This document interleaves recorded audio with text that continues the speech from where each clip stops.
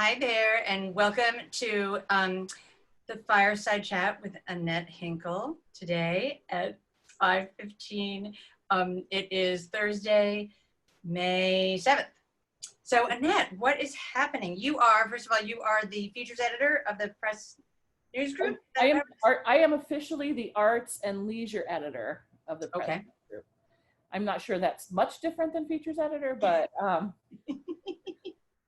it means it's my job to make sure that the art section is filled, and then other stuff too. So what's so you were telling me about Operation Beat the Blues? Yeah, this is going to be my lead story in the paper that's coming out tomorrow, or actually today, the 7th of May. And this is an initiative being put together by Lyle Granger, and Lyle is a Sag Harbor resident who arrived on these shores probably a couple years ago, and he came to Sag Harbor by way of Georgia, where he had founded a blues festival and a series of concerts. Because a lot of the blues players tend to live down South Carolina, Georgia players, things like that.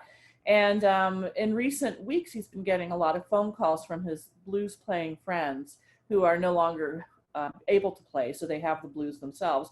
All the gigs are canceled, concerts, tours, all that. So they're sort of sitting around with nothing to do. So Lyle has come up with an idea to pair South Fork teenagers, ages 13 to 18, with blues players online for lessons.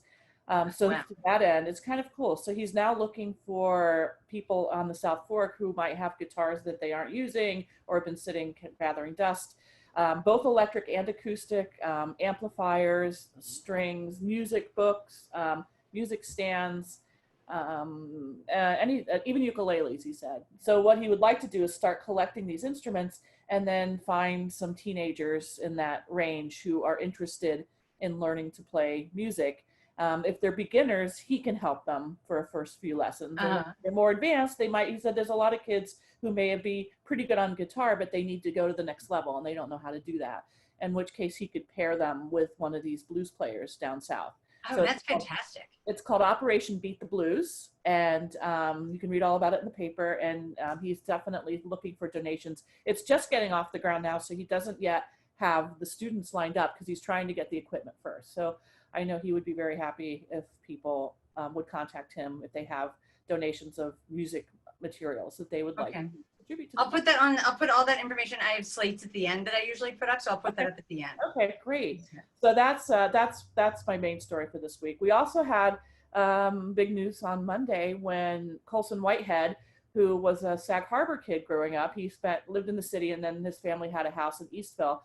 He's written a lot of novels, and he just won a Pulitzer Prize for The Nickel Boys, which was announced on Monday by the Pulitzer Committee. It's his second Pulitzer Prize for fiction. So he joins a very select group of only, I think, 3 other authors in history who have won 2 Pulitzers in fiction. And he is the first author to have received the Pulitzer for back-to-back novels. That is incredible. So the other novel that he received it for was the other Pulitzer Prize he received it was in 2017 for The Underground Railroad, which was his previous book, The Nickel Boys. So that's pretty big news. And fans of Colson Whitehead might remember in 2009, he published Sag Harbor, which was a really fun, great book about his teenage years, like in the mid 80s, growing up in Eastville as a summer kid. And it's great because he describes being a kid with a house because his parents stayed in the city all week and he basically had the house out here to himself. So it's sort of like what happens when kids have a house. And but it was back, it's sort of, if you have any kind of interest or longing for old Sag Harbor, it's interesting to read it because it's back when Bay Street Theater was still like a roller rink or a disco, and Big Olaf's Ice Cream was, still where it is, but it's just slightly different because things have changed since the 80s. So that was Colson's book in 2009. I mean, it's amazing. So that's a great article. And then you said there was something going on this weekend.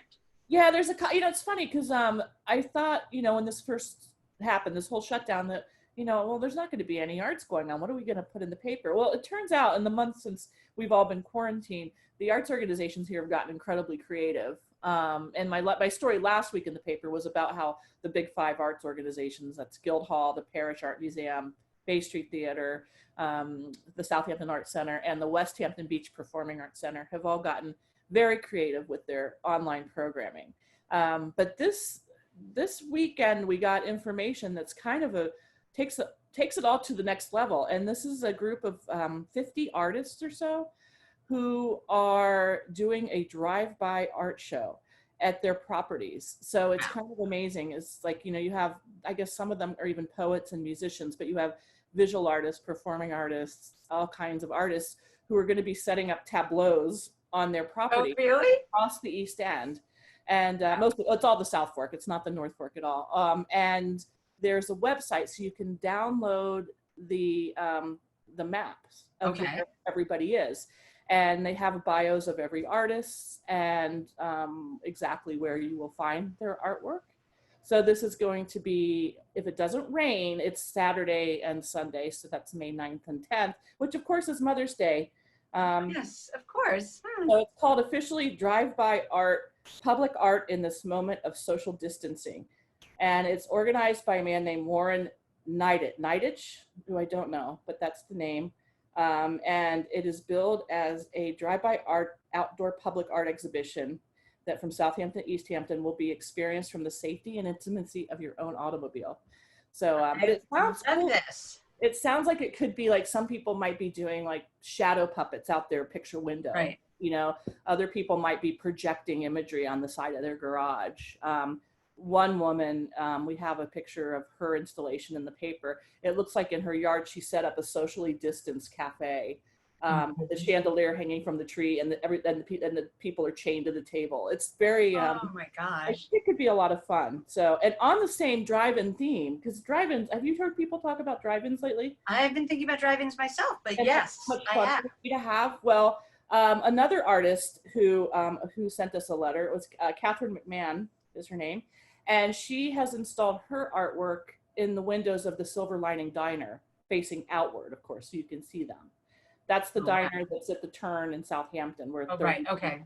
I for 1 second. Okay. Yeah, it used to be the old Princess Diner. So that's, the diner's been closed. So she is actually riffing on the Barry Levinson film Diner. Right. And the name of her exhibit, which you might appreciate, is called, I think something like, where do I have it? The Roast Beef is the Story. Oh, really? And the title comes from Barry Levinson doing a Vanity Fair article about Diner back in 1982. Wow. And about his whole thing is, the stories kind of fit in between the roast beef. As they're all eating, you hear the real story. Right. So if you're going by Southampton, you can pull into this Silver Linings Diner and see Catherine's artwork exposed, hanging outward. That is amazing. For your viewing pleasure. So that's a couple of things that are going on. And then still, it's interesting, Parish Art Museum has a big show opening next weekend. What kind of show? What do you mean? It's an exhibit that, I guess the best way to describe it, they were going to be doing a big exhibit. It was their first big exhibit of the season, but because of all this, they of course had to cancel it. So they never took delivery of the work. So it's 8 different artists from, I think, all over the country. And they had printed a whole catalog on it and all that. So it's going to be their very first virtual exhibit. And if you give me a second, I can actually find the name of it.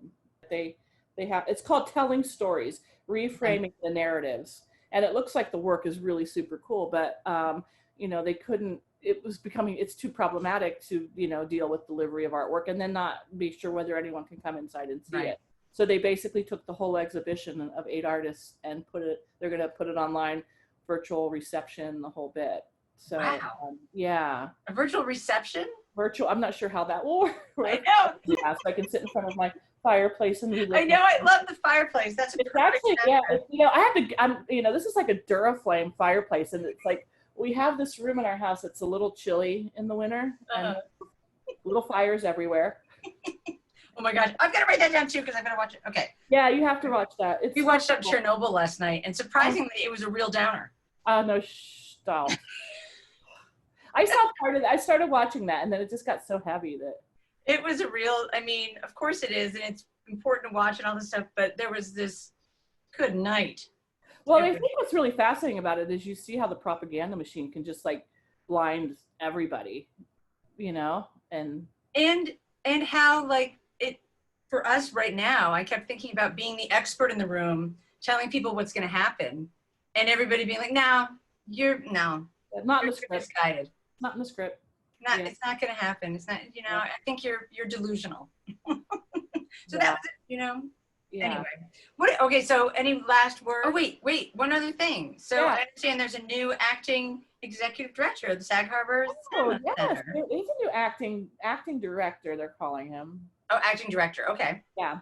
Stephen Hamilton, all of our friends Oliver. know Steve Hamilton. Steve, of course, is one of the co-founders of the Bay Street Theater, which he and his wife, Emma Walton Hamilton, and Sybil Christopher, who was Richard Burton's first wife, the three of them started that theater back in the early 90s. And they haven't been, Sybil died a number of years ago. Steve and Emma have not been involved at Bay Street for a number of years, but they have been very active with the Sag Harbor Cinema, which of course was supposed to have opened in April, but that's now on the back burner. Right. So recently, Gillian Gordon, their first executive director, left the cinema after a year in the office, and they have now brought in Stephen Hamilton as the acting director. So I talked to Stephen briefly yesterday, and he's basically jumping in and trying to get things organized that you need to do when one starts a theater. And in a way, maybe this is a little bit of a blessing, this kind of pause period, because it gives him a chance to say maybe do some of that work when it's not already up and running. I don't know. I'm not very, wise in the ways of those sorts of things, but, just sort of coming up with tasks, like who's going to do what and dealing with the financials and right. Setting up this and setting up that, because this is a brand new organization and there's a lot to consider in how it should be run, how many people do you need and all that. So I think in a way that maybe this quiet period is a very, very good opportunity for the Sag Harbor Cinema to get it off on the right foot and really get their ducks in a row before they consider opening to the public. And how they're open to the public is another issue. Exactly. A lot of theaters are dealing, this is a big issue for theaters, I think more so than any of the other arts organizations. Because like you go to the Parish Art Museum, you could be in there on a crowded day and still have a lot of space around you. The building is massive. But when you're dealing with like the Bay Street Theater or the Sag Harbor Cinema, you're dealing with seats that are, you're supposed to be experiencing as an actress, this theatrical experience with a large group. So it's going to be interesting to see how theaters open up and if maybe they are one of the later businesses to open. And if they're part of the phase 4. I would think, So we probably have to block off a certain number of seats. Right. But it's just such a bizarre time that you have this brand new theater ready to open. And, and nobody knows. But it's interesting. I wrote the book on the Sag Harbor Cinema, the history of the Sag Harbor, of movie theaters in Sag Harbor. And one of my little tidbits is based on the 1918 flu pandemic. So it's kind of interesting. I have a thing in there about how movie theaters shut down for maybe 6 weeks or more in 1918, and they stopped film production and all that. So this is sort of an interesting reflection of what happened more than 100 years ago when the flu pandemic shut down movie theaters. So history things change. Well, Annette, thank you so much. And I would love to have you again whenever. You can come over and roast marshmallows when it's allowed. They'll be sitting there a long time because they don't cook real well, because they'll leave them on extra long. Thank you, Annette. You're welcome, Morgan.